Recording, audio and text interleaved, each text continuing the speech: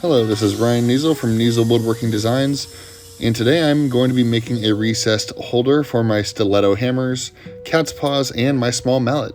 Let's get to work.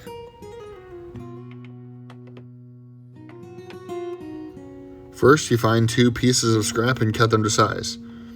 Then after that, practicing the skills I finally mastered in my second year of kindergarten, I traced the lines onto the board.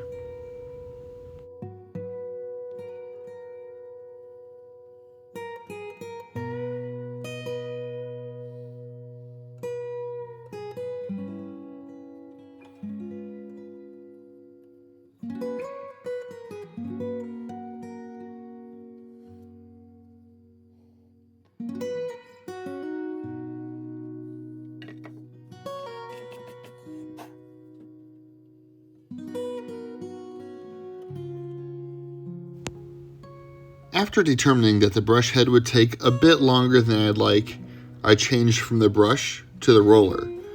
These are in the gluing kit from Rockler. I'll put a link in the description below.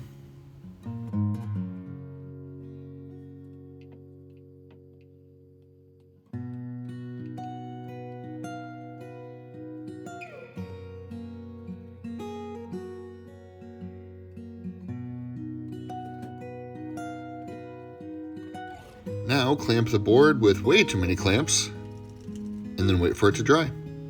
Once it's done, it's time to start routing.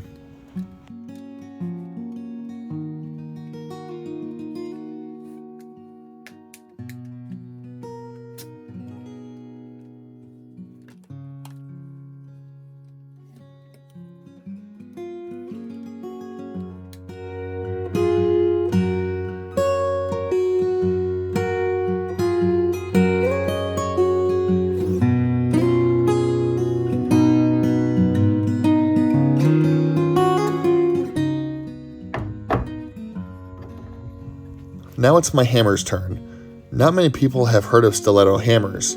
I was introduced to them in carpentry school and the salesman gave us a huge deal, so I had to buy a couple of them. They are beautifully made and functional, but the most impressive quality of them is how light they are.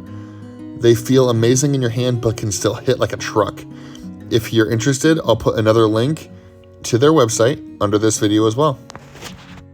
Alright, instead of showing you all the thousands of layers that I went through with my router, I'm just going to do a really cheesy reveal.